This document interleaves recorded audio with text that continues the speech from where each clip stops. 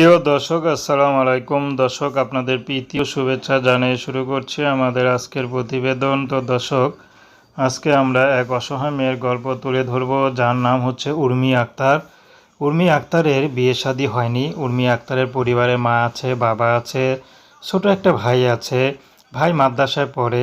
তো উর্মি আক্তারের পড়াশোনার ইচ্ছা ছিল, কিন্তু 4 পর্যন্ত পড়াশোনা করে নিজের ইচ্ছায় আর পড়াশোনা করেনি। তারপর উর্মি আক্তারের মা বাবা তেমন গুরুত্ব দেয়নি। উর্মির বাবা একজন ড্রাইভার, মাত্র 10-12 হাজার টাকায় তিনি ড্রাইভিং করে। তো এই সামান্য বেতনে তাদের চলতে খুব কষ্ট হচ্ছে।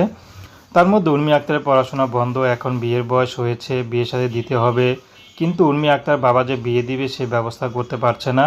যারাই বিয়ে করতে আসে তারাই শুধু যৌতুক চায়। তো উর্মি আক্তারের বাবা মা বুঝিয়েছে, ধৈর্য ধরো, ভালো মানুষ অবশ্যই পৃথিবীতে আছে, যার তো জন্য ভাগ্যে লেখা আছে সে অবশ্যই তোমাকে নিয়ে যাবে, তার কোনো টাকা পয়সাও লাগবে না।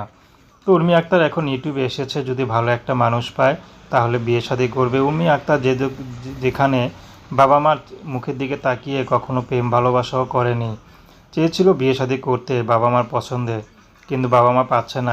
এর জন্য উর্মি আক্তার এখন ইউটিউবে এসেছে, নিজের পছন্দে বিয়ে করবে, যদি কারোর সাথে কথায় মিলে, সে প্রবাসে থাকুক আর দেশে থাকুক। তো দর্শক, প্রেম ভালোবাসা, সাহায্য সহযোগিতা, বিয়ে শাদী করা একান্ত আপনাদের ব্যক্তিগত ব্যাপার।